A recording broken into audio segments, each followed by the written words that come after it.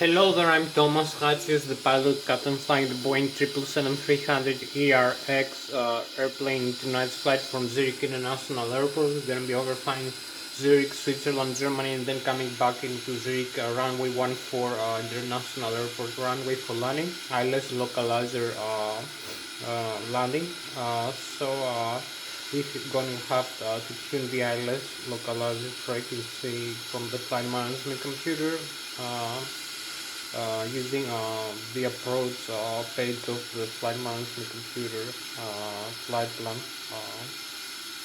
So right now I'm in the cockpit of the Boeing 777-300 ERX over the PMDG simulations and Microsoft Flight Simulator X.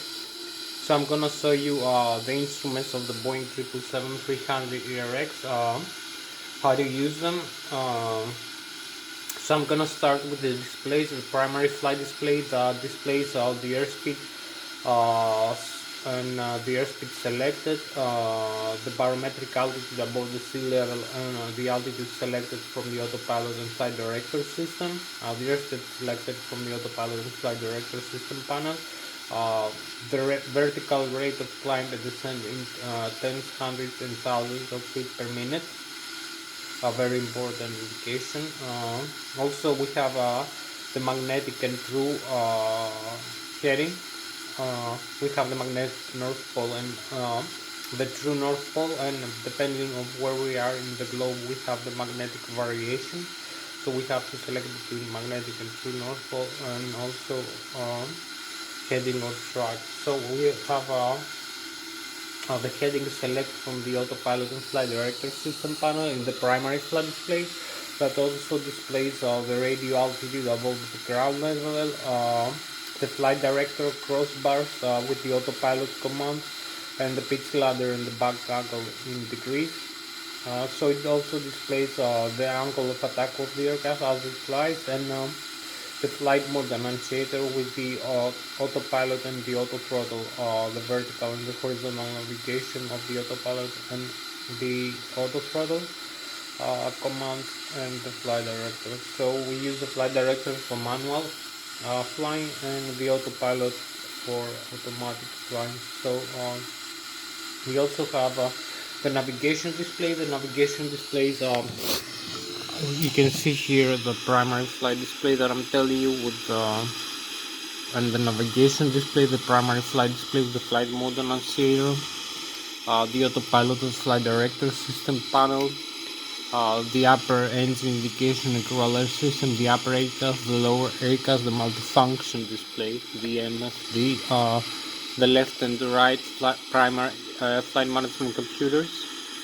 We have the thrust levers here, the thrust reversers, the flaps position, the speed brake and the stabilizer trim setting position, the horizontal tail stabilizer trim and the stabilizer trim cutout switches, the parking brakes. So I'm gonna show you all the system, the radio and communication panel, the weather radar, the transponder.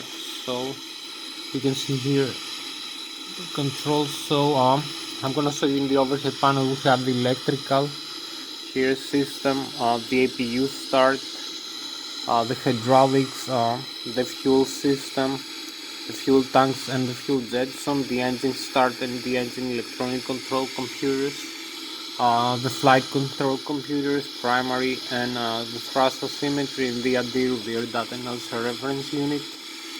And also we have the cabin pressurization and the pressurized air from the outflow valves of the engines. If you have the control column and yoke, the yoke of the Boeing airplane, of the Boeing 777. So I will show you the primary flight display, the navigation display that displays the airports, the waypoints, the flight management computer input, the data of the aircraft like the weight, the fuel, and the desired route, and the GPS inertial positioning. And so we can create a flight plan, a destination, a departure and destination airport and runways, and also ILS localizer landing system. So we input all this with the intermediate waypoints and fixes, and we create a flight plan later on horizontal flight plan for the aircraft to follow manually or automatically using the autopilot and the autothrottle.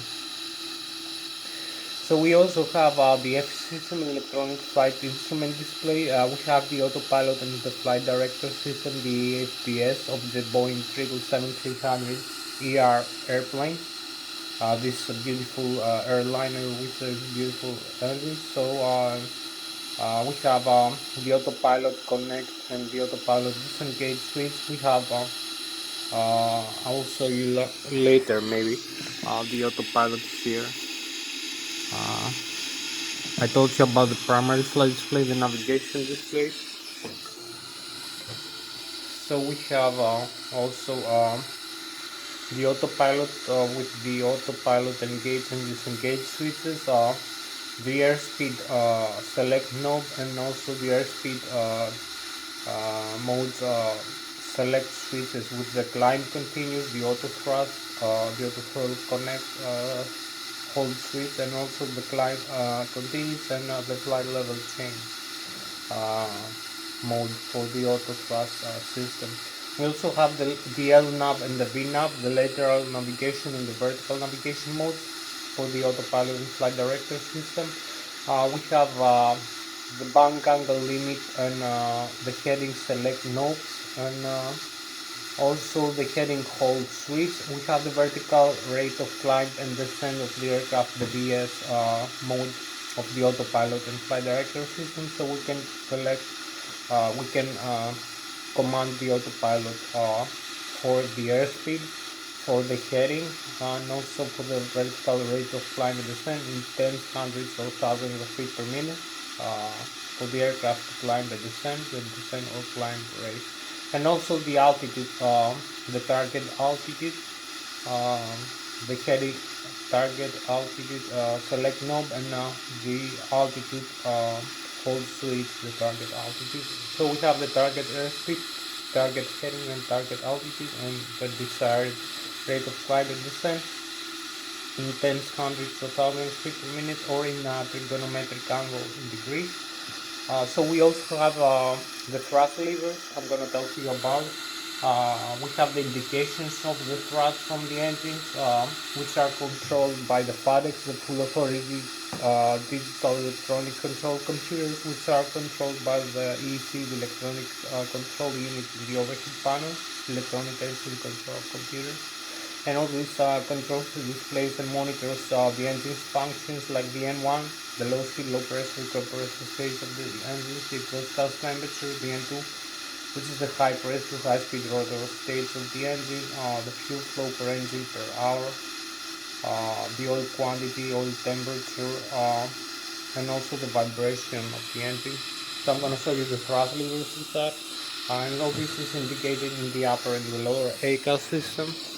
You can see the upper and the lower ACAS system. You can see the indications, the N1, the exhaust gas temperature, the N2, the fuel flow, some other functions. So we start with the primary flight display. You can see here is the flying mode annunciator. You can see magnetic and true heading, the airspeed, very important. The ground speed is 0. The airspeed selected from the autopilot and flight director system panel over here. This value right now, so we can change this value to like 250 knots. We can press the flight level change, select different value. So this is for takeoff. We have the flight director on and off. This disarms also this system. So whatever value we will select for the airspeed, it will display here a selected target airspeed. So you have also the heading. We will select a different heading. The takeoff runway and landing runway heading. So we have indicated airspeed or map. We have heading track. This also depressible to select and deselect a mode. Also this the altitude hold.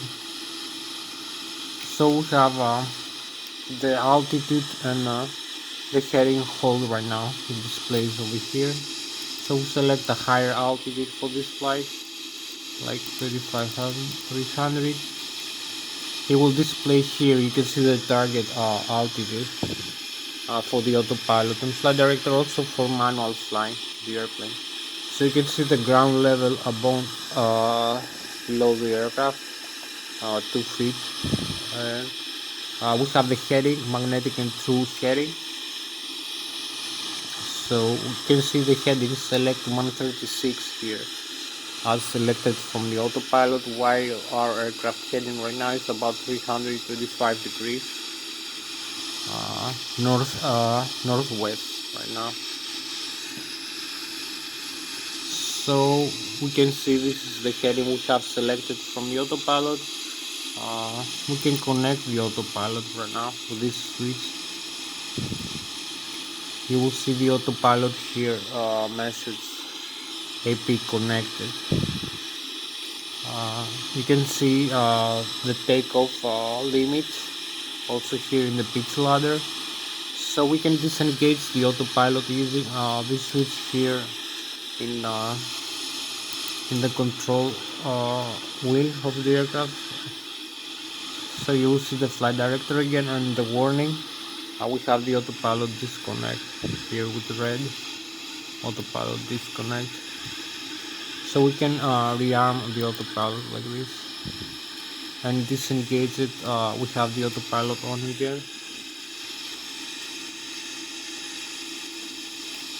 We can use this switch actually. We can pull it out. We will disengage the autopilot. So we have flight director again, and we have the warning here and the autopilot disconnect here in the ACAS message display. So some other modes, we have the LNAV and the VNAV here.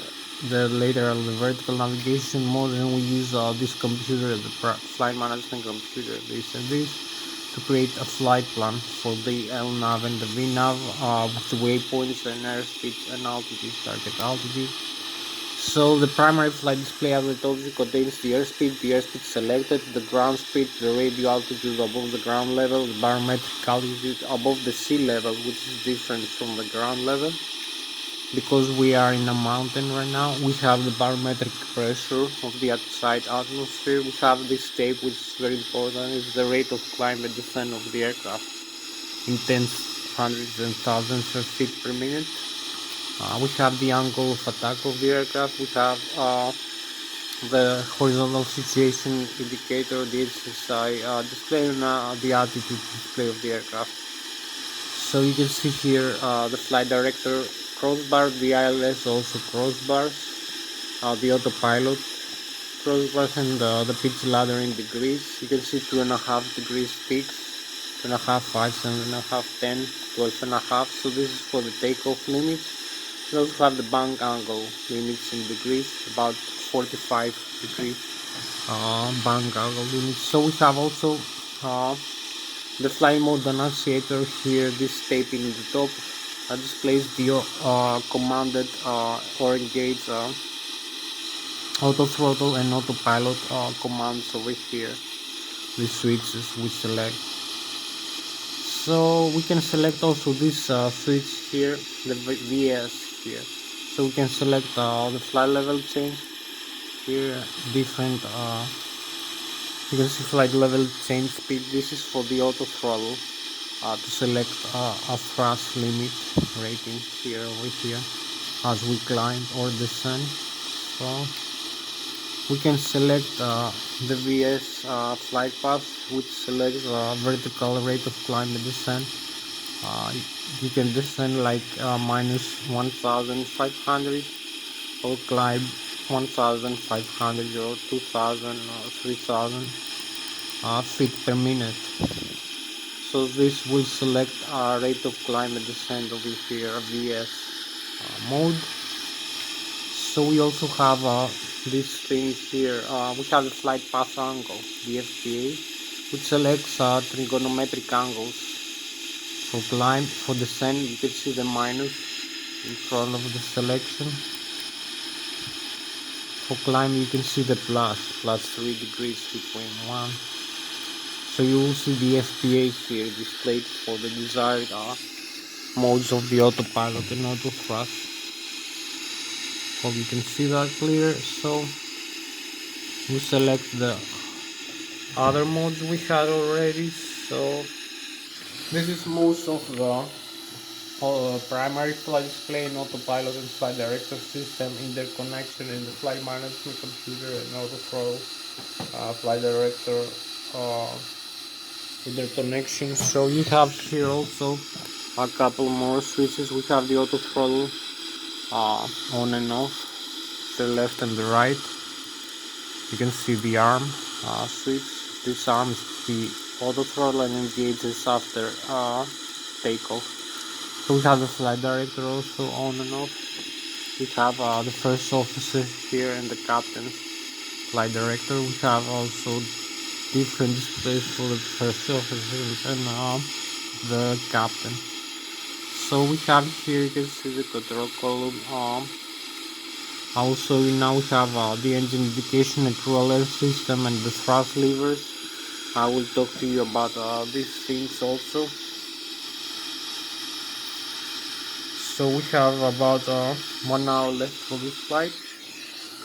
So I'm gonna show you now the engine indication and cruel air system display, the upper and the lower aircraft, and the thrust levers, how to use the thrust levers and some of the components of the flight controls, how to control the aircraft in flight, use directional controls using the vertical stabilizer, the horizontal stabilizer, and the ailerons and the spoiler, and also how to increase or decrease the thrust, the commanded thrust from the engine's thrust levers position, the TLA position. So you can see here we have the thrust levers. We can increase the thrust produced by the engine by advancing the thrust levers into a new position. Now we have it in the idle, which which is not enough for actually flying the airplane. So I have problem with my flashlight here. I'm not having battery now. So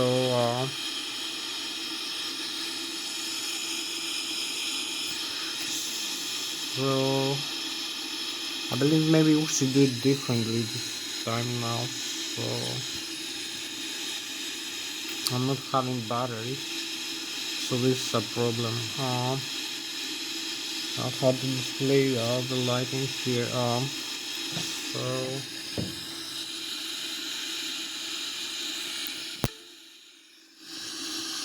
we need some light from the battery. So from the other phone I have. So um, I will show you this the thrust levers, then maybe I'll show you the flight controls if I can. So if we advance the thrust levers forward, you can see the speed brake retracts, and we have more thrust from the engines being produced. Also we have these messages because the aircraft is not configured for takeoff. You can see configure some things. So we can select a higher thrust rating. You can see the N1, which is low speed, low pressure compression stage of the turbofan engine.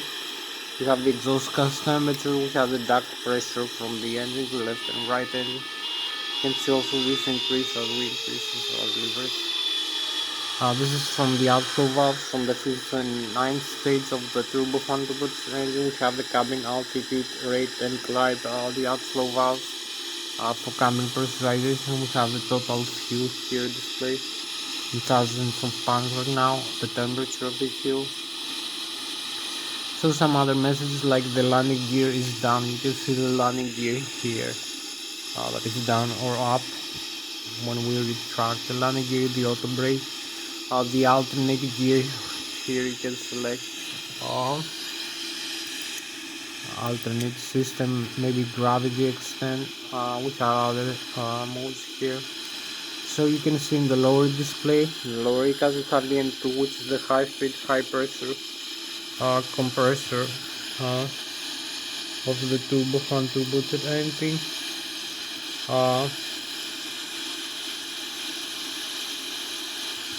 So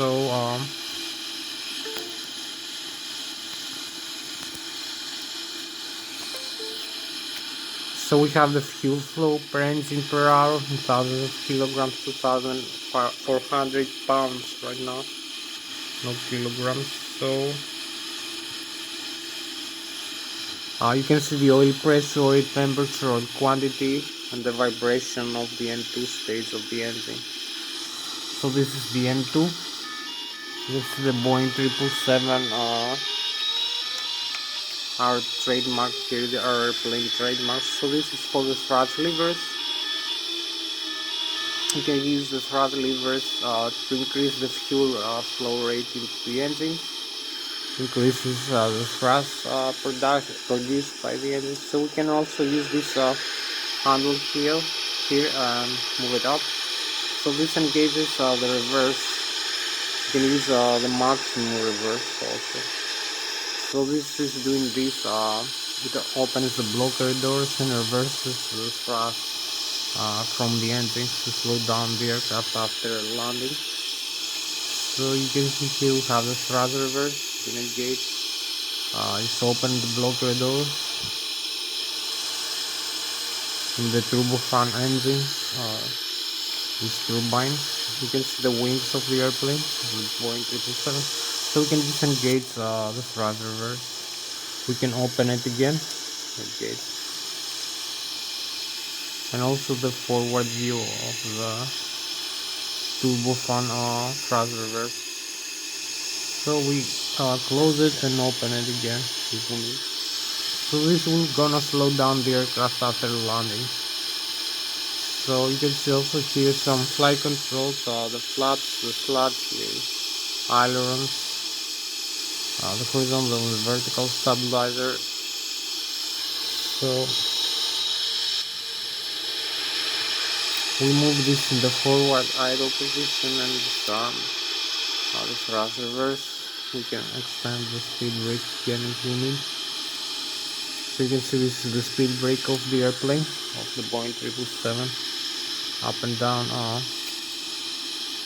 So I'm gonna talk to you about a couple of minutes. We have like 40 more minutes for this flight, 40-50 minutes I guess. So we use the thrust from the engines to make the aircraft move forward and accelerate to achieve desired airspeed for takeoff and then for flying. So when we move the thrust levers forward, we increase the fuel flow to the engines. This increases the fuel burn and the ratio of air and fuel mass burned by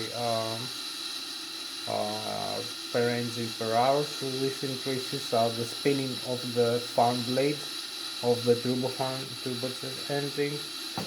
This makes the flow or the stream of airflow into the turbofan engine blade, which compress and pressurize the air in some ratio, and also the bypass of the turbojet engine. So all this creates compression and burning of fuel, compression of the air mass and burning with fuel, and then all this fuel has been exhausted to the back side of the engine, to the exhaust nozzle.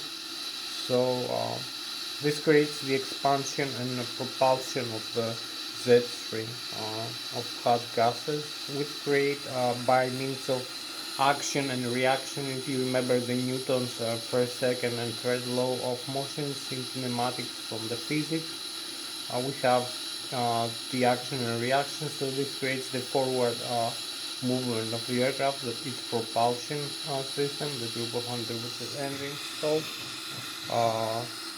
the more rotations per minute we have for the turbojet engine, the more forward movement we have. This creates a forward movement, not upward. We can only accelerate the aircraft forward. So we can make when we are in the runway, we want to achieve an airspeed that is above the stall speed of the aircraft. The stall speed of the aircraft is the speed below which the aircraft will stall, having a certain angle of attack. Its airfoil is gonna stall, its wing is gonna stall. So we don't want that because it's gonna fall in the ground. So for this aircraft, this Boeing 777-300 DRX with this fuel quantity 46,300 kilograms and total gross weight with the passengers of the cargo, we have 235,000 kilograms of maximum. We have no maximum, this is our gross weight right now, so we can have more gross weight than that. So we need 154 knots or 270 kilometers an hour in the runway airspeed using the thrust from the engines in order to achieve a takeoff airspeed that creates aerodynamic lift, effective aerodynamic lift from the wings to counteract the gravity times the mass of the aircraft that pulls the aircraft downwards. So the forward thrust of the engines counteracts the drag from the air friction that slows down the aircraft, that creates drag on the aircraft skin and wings. Also this creates more lift, the drag from the air. So this is a lot of theory of flying on airplanes. So if you see here, we have the forward thrust, this component, the engine intake, the forward, the front stages of the turbofan, front fan stage. So this takes in the air and compress it and burn with fuel and exhaust, expands and exhausts the gases in the backside in the turbojet high pressure compressor, and then to the exhaust. And this makes the jet stream that makes this jet liner, this jet engine aircraft fly, move forward, actually, not move upward. So it only counteracts the drag from the air friction and makes the aircraft acquire some kinetic energy. So this makes the aircraft acquire some kinetic energy, the means of action and reaction of the burning and expanding hot gases from the engine that propels the aircraft forward. It also creates kinetic energy into the aircraft. Turning fuel into kinetic energy is equal to 1 second of the mass of the aircraft times its velocity to the power of 2. So use again Newton's physics and kinematics, first, second and third Newton's laws, and some aerodynamics and aerospace and aircraft engineering. So I'm going to talk to you about the theory of flight, the aeroplane. So you can see we have all the forward wings of the aircraft here, and this is what produces the lift, the necessary force from physics to make the aircraft fly. So as we move, this is the speed brakes. It makes the aircraft slow down if we extend its poise, the lift. So um, you can see the wings. The bottom of the wings is flat. The top of the wings is curved. It has a curvature and makes an arc here. So if we extend the flaps down, it makes a more arc and more surface area of the wings. It creates more wing area. This creates more lift but more drag. So the theory is that as we move the aircraft forward, as I told you, from the engine, when we achieve for this aircraft 154 knots or 270 kilometers an hour, we have an airspeed above the stall speed. The stall speed makes the aircraft fall down to the ground, so the speed above that is the takeoff speed that makes the aircraft fly. It creates a force in the top surface of the wings, the lift, that makes the aircraft fly. So I will tell you about this force that counteracts the gravity, the mg force, the mass of the aircraft times the gravity acceleration. So we have the forces of flight in balance for that. So you can see the bottom surface of the wings are flat, so the air travels slower in the bottom surface area as the aircraft moves forward, and the top surface of the wings of the forward wings is curved. It has an arc, so it travels, the air mass travels faster in the top of the wings. This creates higher pressure in the bottom of the wings, that makes the bottom of the wings air mass to pressurize the aircraft upwards, that gives the force up. And also the top surface of the wings, it has a lower pressure because the air travels faster, so it makes an air gap, a suction in the top of the aircraft, like an air vacuum that sucks the aircraft upwards. So this is some of the theory of this flight. So we also have this is some equations like for the air mass that is moving into the wings and creates the lift, that is equal to 1 second the air density, the air pressure, 1 second p times the velocity times the air mass volume times the velocity to the power of 2 times the air mass volume that we have around the wings. So this is what creates the forward wings lift force. So the forward wings create the lift force that makes the aircraft flight, and we have the maximum lift component in the same area, the mean aerodynamic chord position, that is 25% of the mean aerodynamic chord of the forward wing.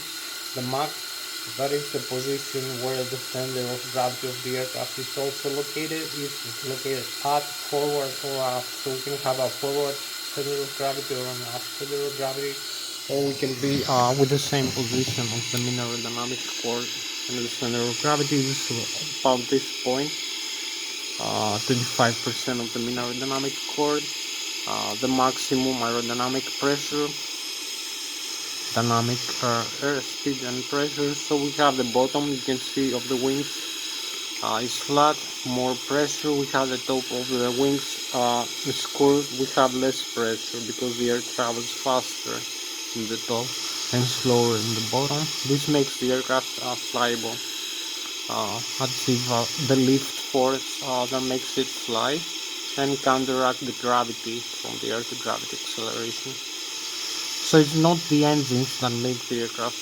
fly up, but the wings. The engines only make it give a propulsion in the forward movement that counteracts the friction into the skin and the wings of the aircraft.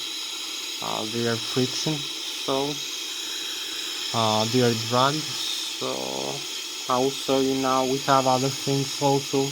This position, as I told you, the center of gravity is where all the vertical and the horizontal tail and the ailerons and the spoilers of the wings are vectored. We have the vectors from Newton's physics and from Newton's physics and aerodynamics. We have the vectors, each wing of the vertical stabilizer, the horizontal stabilizer. We have the rudder in the vertical stabilizer and the elevator in the horizontal stabilizer and the ailerons and the spoilers in the left and right wing.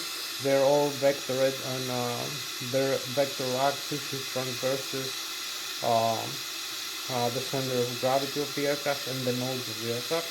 So it transverses the whole body. We have an axis of force down here in the tail, the horizontal tail and the vertical tail, and this goes forward into the center of gravity and this position of the maximum aerodynamic pressure in order to have balance in flight, well balanced, and also stability and directional control of the aircraft. We can make the aircraft pitch up and pitch down and bank roll left and right.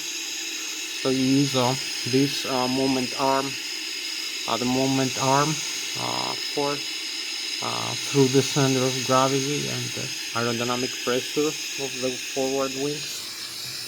So the horizontal tail creates a moment arm force. If you remember from physics, Newton's physics, mathematics and aerodynamics, the moment arm is the force times the airflow over the horizontal elevator and horizontal stabilizer, or the vertical elevator and stabilizer, or the ailerons and the spoilers. So it's the air mass of the airflow, the mass of the airflow per second times the distance from the center of gravity times the acceleration of the gravity. So this creates a moment arm force that makes the aircraft pitch up and pitch down at its nose, or bank roll left and right, or turn vertical stabilizer. So a few more minutes. We have 22, we have like 40 minutes for this flight. So I will show you now the flight controls. So we control the aircraft in flight using this flight control column for pitching up and pitching down, and bank roll left and right. So you here also we have this display.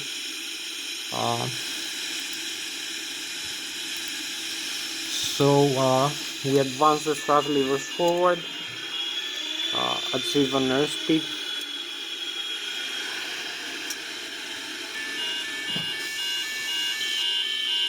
and then pitch up the aircraft for climbing after 270 kilometers an hour. So I will show you now how to use the thrust levers and how to use the control column and the control wheel of the airplane. So you can see here I can pitch up and pitch down the aircraft. I can bank roll left and right, and also use the rudder pedal for turning left and also turning right.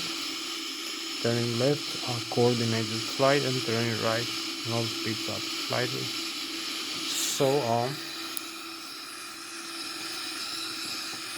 So you can see here I'm having this side stick here to control the airplane in flight, pitch up and pitch down, and also bank roll left and right. This makes the airplane controllable. You can see also in the display of the computer we have a proportional movement of the control of the side stick and the yoke, the control column and control wheel, as you can see. That is proportional to the side stick position movement, the commanded movement. So we can pitch up and pitch down, bank roll left and right, and also yaw turn the rudder pedals left and right to make the aircraft left and right. So we have two ways for left and right, and also speeds up and speeds down using the horizontal stabilizer elevator section. So you can see this also is proportional and moves in accordance with the side stick here. It's the side stick movement that creates all the control in the airplane. So you can also see here in the outside view also the same principle. You can see the outside view of the airplane. We can control the airplane using vertical stabilizer, rather the horizontal elevator. You can see here it's up, it's down, yaw left and right. You can see the ailerons and the spoilers left and right. So if I come this closer and closer, maybe you will see better.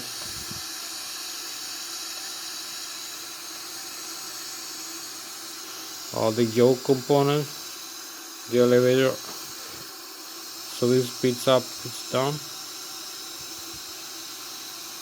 And also the outer and the spoilers.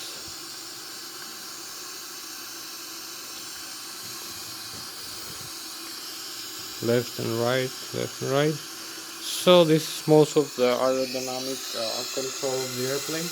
When we have an effective airspeed, it creates an effective lift. So we have effective flight control. The more airspeed we have, the more flight control force we have. So the less we need to use the side stick position. We don't need to move so much the flight control. If we have less airspeed, we have more shallow flight control. So we need more side stick deflection. So this is another principle. So this is so much for the flight controls. Now I will show you some more of the system. Try to make the engine start demonstration of the Boeing 777. I will go inside now. So I will show you a couple more things.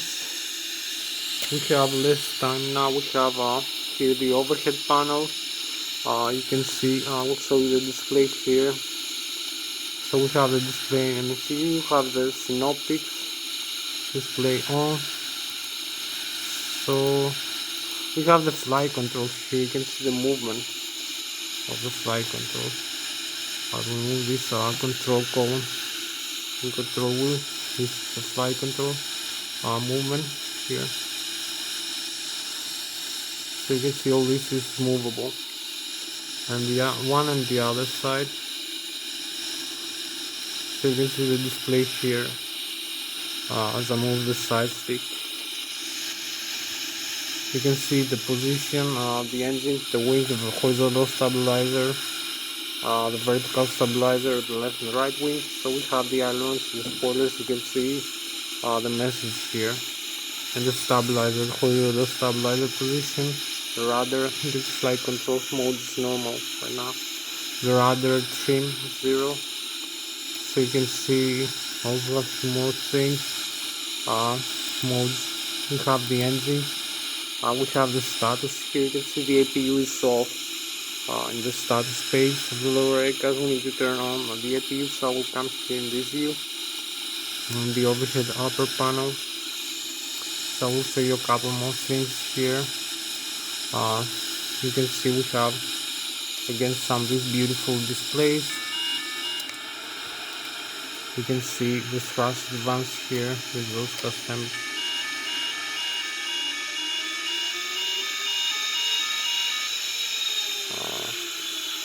We have the stabilizer trim.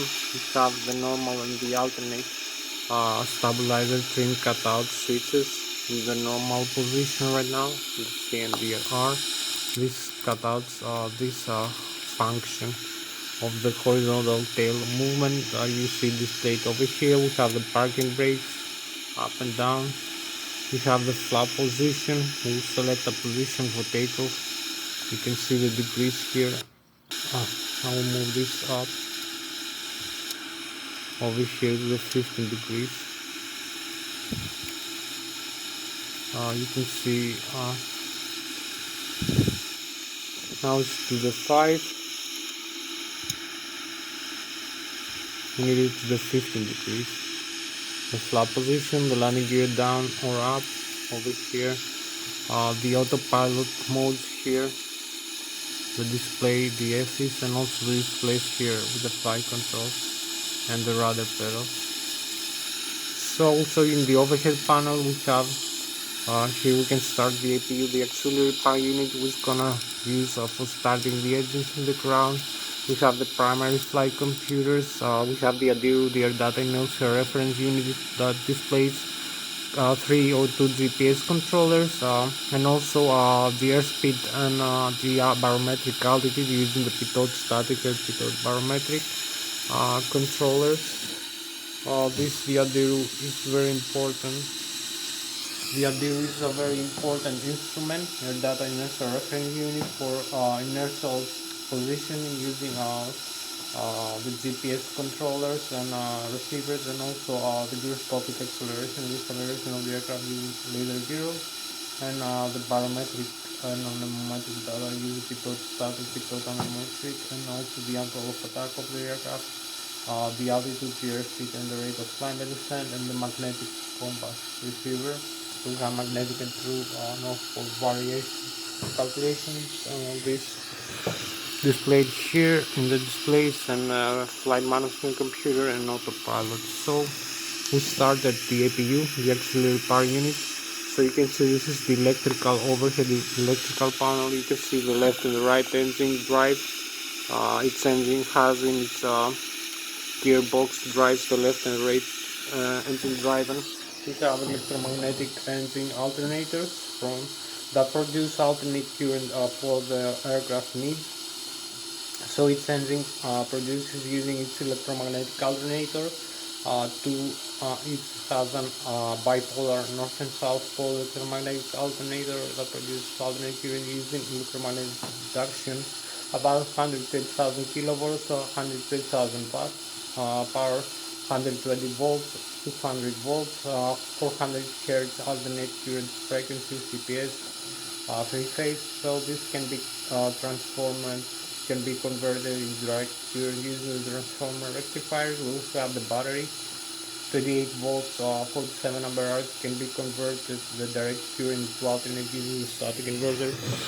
So these systems can be controlled here using this controller. So you can turn off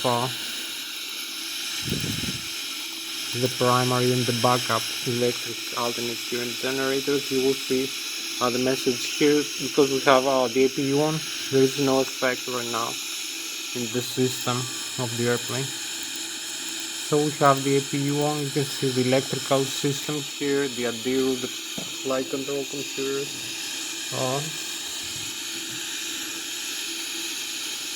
We have 28 minutes. So we have the hydraulics here, left and engine driven hydraulic system. We can turn off this. I will show you now. This is gonna create a situation here in the airplane. We're gonna lose the hydraulics. So we lose all the flight controls like Flught primary flight control, stabilizer, CR, no autoland, hydraulic pressure generator. We have more messages forward. So these are the system we lose flight control, so you can see. So we come here in this display. You can see the synoptics. We have the hydraulics here. You can see the pump pressure is down to the 50 psi, and the white lines means there is no flow of flight controls are crossed, so we have no flight control. And display which is yellow, CR hydraulics is full. So this is not working now, which is not good. No function, also no rudder pedals. You can see the warning here. We can cancel the warning. You can see also the autopilot, the other side. So we need to reconnect the hydraulics. We come here in the upper panel and we reconnect, turn on this engine driven and the standby electrical. over here. So you can see the on and off. We turn the auto. So we have the window heat, the passenger oxygen, the rammer turbine. We have some lighting system here of the airplane. We have the windshield wipers. This is the electrical auditory, right engine, the batteries. Here the APU, the auxiliary power unit, which is a smaller turbine we use for starting the engine. In the ground, some other passenger oxygen. We have the electronic engine control computers for the engine, left and right, on and off. We can use this controller for starting the engine. We have the cargo fire switch. We have the fuel tanks, the crossfit, left wing and right wing tank, the left and the right engine flow, the center tank, and the forward and aft pump. So we have the fuel jets, and we can dump some fuel here if we arm this. We can throw the fuel into the air. The wing and engine got the eyes, the lighting, and also the cabin pressurization of the airplane. Manual or alternate, we use the outflow valves open and close when we fly aboard the sun to pressurize the airplane cabin. We have the left engine, the right engine, the outflow air, the pressurized outflow air, used for cabin pressurization for wind and engine at the ice. And also when we use the APU here, we can start the engine. We have deep lead air isolation also later, so we have the pack. This is also for hydraulic fluid pressurization. So this is so much for the overhead panel. I told you pressurized air, hydraulics over here, hydraulics, fuel tanks and fuel pumps, engine start, and electrical, the main components. So we come over here, we're gonna make an engine start demonstration. So a few more things. You can see the hydraulics now are working normally. We have 3000 psi from the left and the right engine driving pump. We have the fuel level, you can see. We have the left and the right engine, and also the fuel valves, low and high pressure, the fuel quantity in the left and the right wing and the center, and the crossfit on the APU and the direct steering. So the hydraulic, left and right engines, the flight controls and the other systems are used hydraulic pressure from the engine driving pumps, the electrical, left and right engine alternators, electromagnetic, and the batteries. And here's the APU. You can see the right direct current volts. The air system, we have the left and the right engine, compressed air that actually in the overhead panel the APU we're gonna use for starting the engine by sending compressed air to the engine starter over here.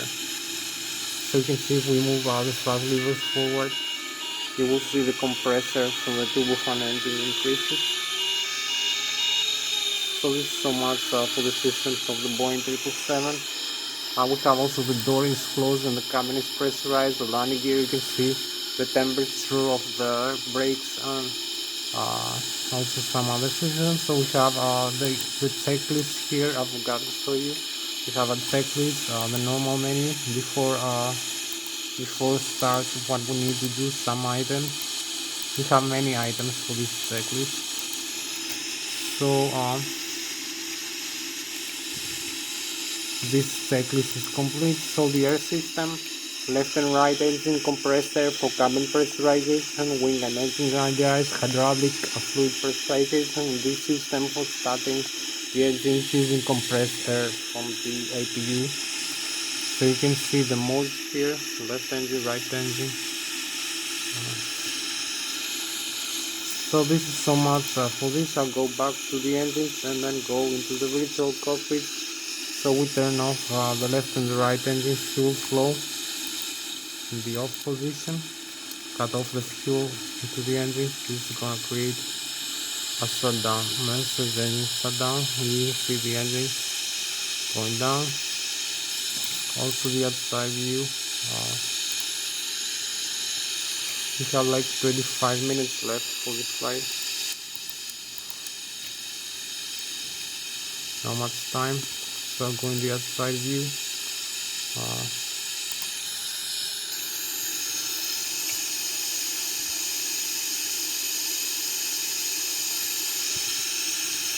You can see the left and the right engine slowing down. We're gonna lose them both,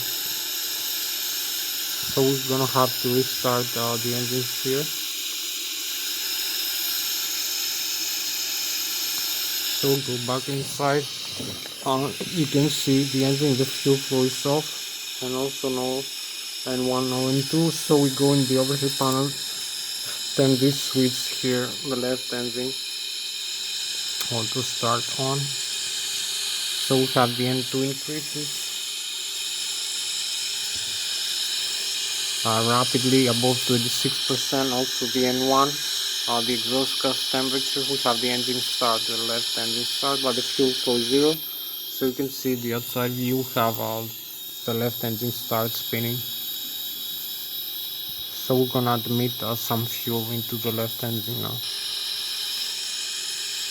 You can see the fuel flow is 0, so we turn on the left engine, fuel control on. So you will see here the fuel flow in the N1 will increase. So now we have fuel flow, and the left wing engine is start. We have a complete start for the left wing engine. So we go to the right wing. We can see it's not start yet. So we have the left wing engine start here. Start the right wing using this controller switch here in the overhead panel. So this is gonna start the right wing engine now. Exhaust gas temperature increases. Fuel flow is 0. You can see the N1 increases. You can see the engine spinning, the right wing engine now start spinning. So we can come in here again and turn the fuel flow to the right wing engine. So you will see the N1 here increases for the right wing engine, and the exhaust gas temperature, the N2, the fuel flow is 0, is gonna increase rapidly. So here we have the right wing engine start spinning, and here we have the full engine, all the engines working. So one more last item to do before takeoff, just set up the flight management computer for flying this airplane. We need the menu, Lszh menu, IFMC. So we're gonna create the identity, the position of the airplane, the installed reference Lszh, this reference airport GPS position. So the route is gonna be from this airport, the Lszh, back into this airport through this runway. And we have the initial reference, the fuel, 0 fuel weight here, gross weight in thousands of pounds. So the cruising altitude is gonna be this, 35,300. The cost index is gonna be 100%. The reserve fuel is gonna be 5%. This is for the takeoff performance and the flight. So we have the departure through this runway, through this fix, and also arrival ILS approaches, trans this fix through this fix here. So we have the legs, we have the discontinuity, cancel the discontinuity and activate and execute. So we have also the thrust, the takeoff thrust reference with this center of gravity position, 36% of the mean aerodynamic chord, and V1, V rotate 154 with this gross weight and flaps position. So the flaps are normal. We can just taxi into the runway for takeoff, and we have 18 minutes left for this flight. Exactly, just 18 minutes. Not bad, but not good also.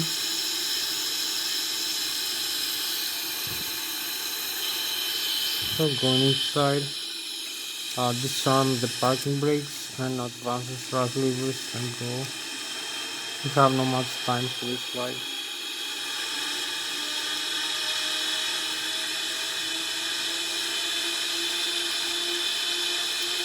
So this is the runway. You can see I'm using this to steer the aircraft on the ground.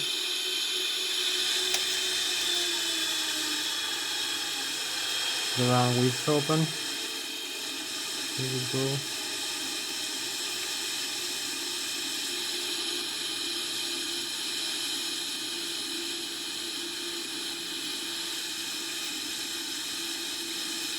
So parking brakes again. You can see we have the Lszh localizer here. The airspeed, the barometric altitude above the sea level, the terrain. I will show you now. I'm gonna show you. The display here is the flight plan. This purple line, the flight line. The terrain is what it was. So the autopilot is set.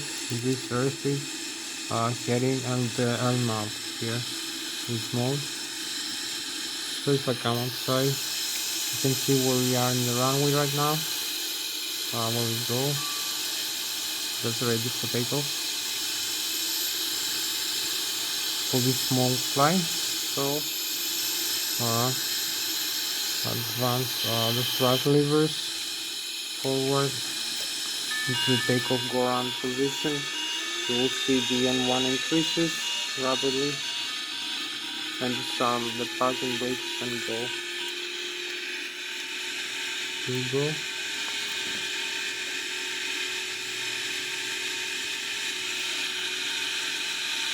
Align with the rudder pedals here. We have 138 V1 V-rotate, and here we go.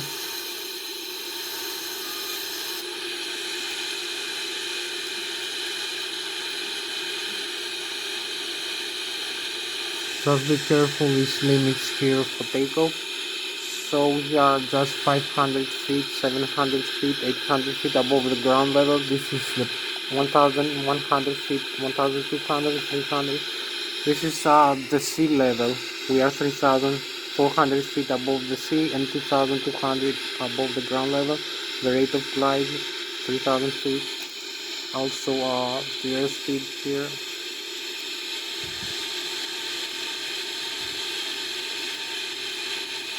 You can also see we have a positive climb rate.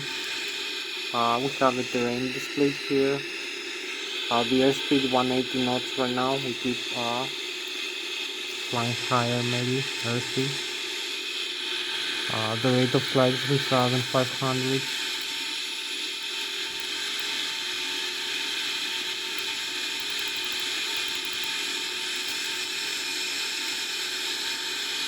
This is how we turn. Increase the thrust from the engine, the commanded thrust.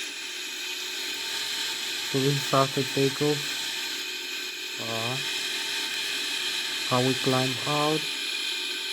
How control the airplane. We need to climb to the highest altitude. The cruise altitude like in a few minutes. So this is us airborne. Flying with about 500 kilometers an hour right now. 500 kilometers an hour. This Boeing 777 308. This beautiful airplane. You can see the star sign overflying Switzerland here. You can see the airport here. Some other airplanes here. A beautiful star sign. So this is our airplane for tonight. The Boeing 777 308. 500 kilometers an hour, about 200 meters per second airspeed. Quite fast.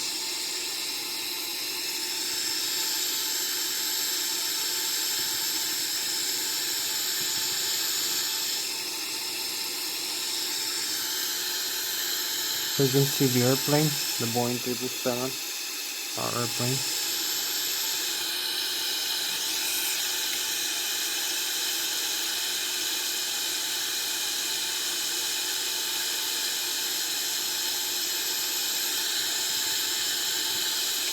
So you can see we overflying the Switzerland. This is nice view.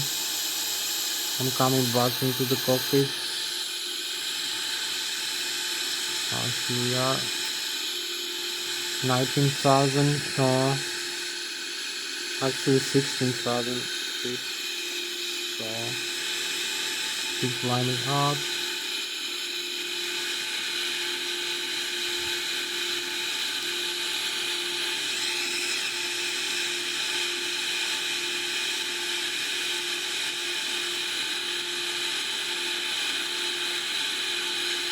Need to keep balance in flight. We have about 12 minutes left to go for this flight. So a few more minutes to climb into the cruise altitude to retract some flaps. We don't need so many flaps. We're gonna retract them. So you can see the thrust here 100%. The LNAV, the altitude. This is the flight plan as we climb. So this is the airspeed Mach 0.45 for 600 kilometers an hour right now. So we have to pitch down slightly to increase the thrust. You can see here is some limits for stall speed. We cross 30,000 feet right now. We must stall the airplane like this. We need to avoid the stall speed, this red line. This is the stall warning line, the yellow band, the fly-by-wire, the airspeed commanded, the airspeed right now 200 knots, 0.46, 30,000 feet, climb a little bit higher, flying manually, you can see.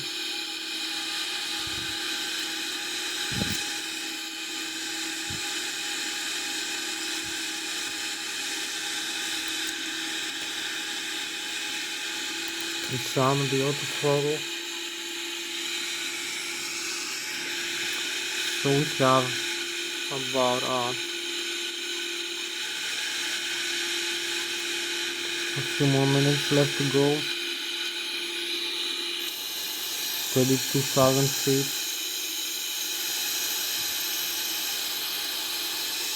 We are 23,000 feet almost.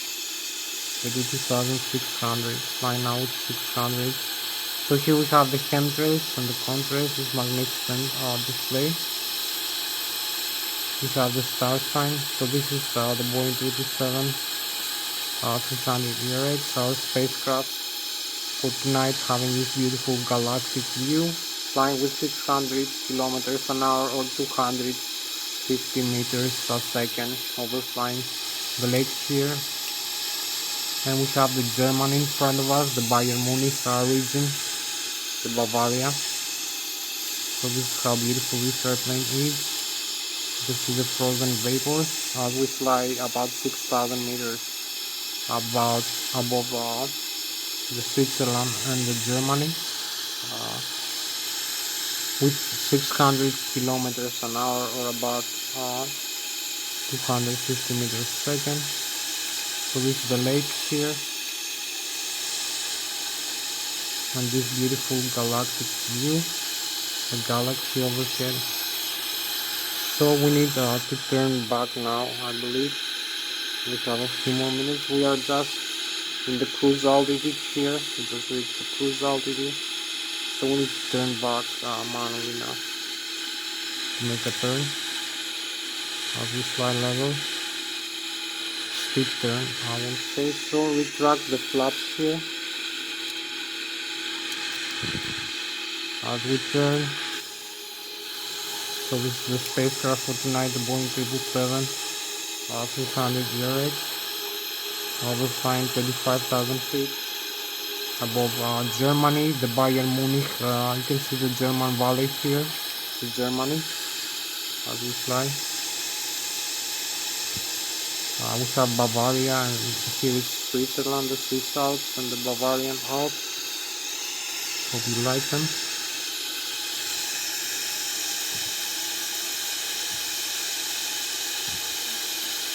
So this is the night view here, the night sky view.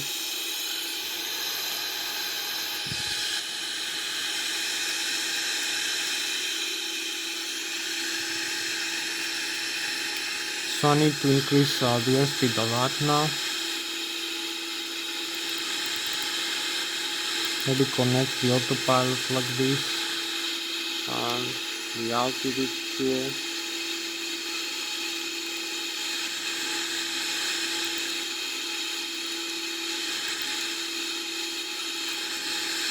So we need to go a little bit faster now. As we turn, you can see the lake here.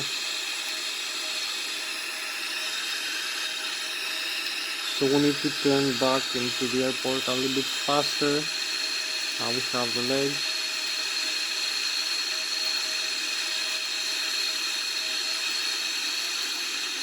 Execute this and the arrival airspeed here, the limit.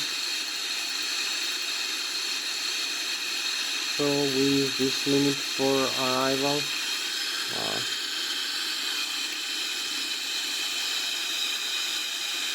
Just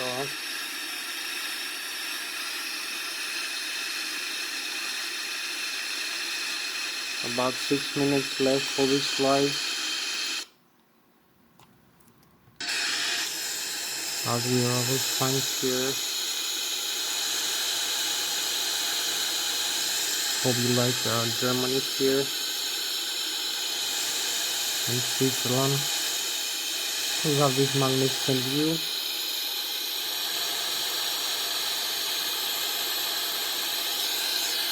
Going back inside.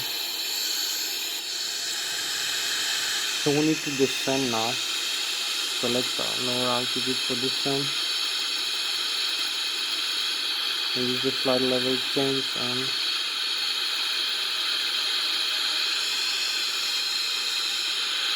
so here we are just a few nautical miles away from the airport, only 38. We need to descend faster.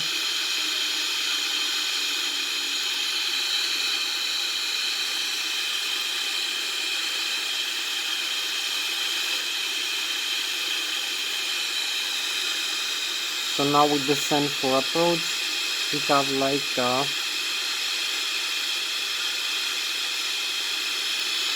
6 minutes left, maybe 30,000 feet.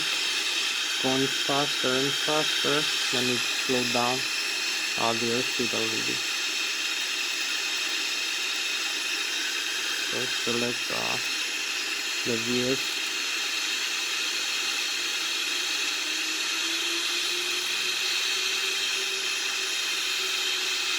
Descend with minus 2,800, 17,000 feet. We are in a good position for landing.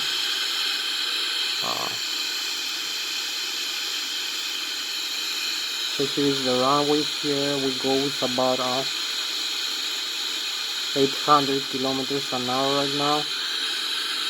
As we descend 13,000 feet.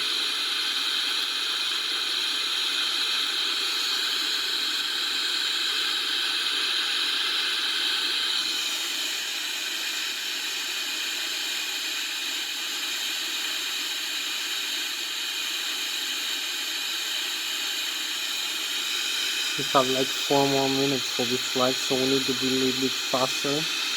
Extend the landing gear here. Use the approach mode for landing, and also disarm the autopilot. Disarm the autopilot.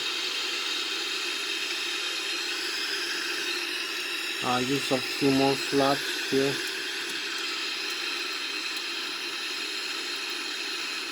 Flying manually now. So we are quite close into the runway. We need to make a turn. Last turn. Decrease the airspeed.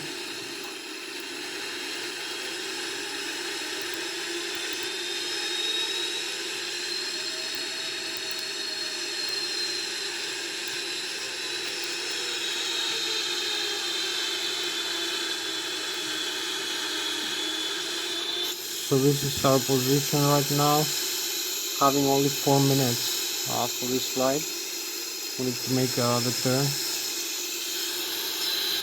into the airport.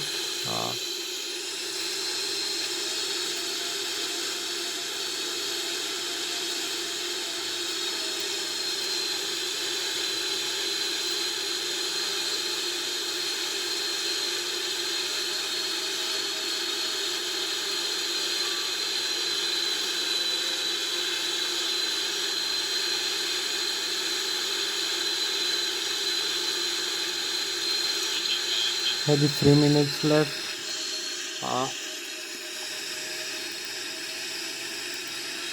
3500. We have like 8 minutes left. You can see the Lszh localizer. You can see the runway. We have the Lszh localizer approach. The airspeed. We have the radio. We have the guidance here for the Lszh localizer. The vertical glide slope, the stall speed. We have to pay attention, and also the alignment with the runway. We need to go to the right now. A little bit further to the right.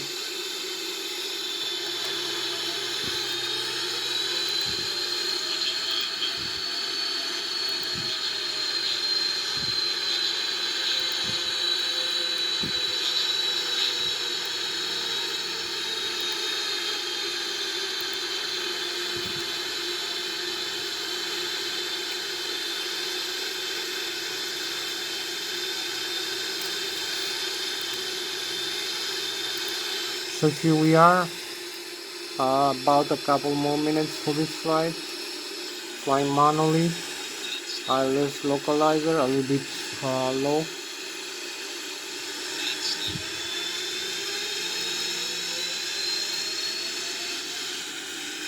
You can see we are aligned with the Lszh localizer. We are 1000 feet above the ground level, the runway, the airspeed, the stall speed, and the vertical glide slope. So here we are, flying manually. Also the thrust levers position, the flaps. We have like maybe 1 minute left for this flight before the video ends. I'm limited in terms of video time, so hopefully I'm gonna make it into the runway.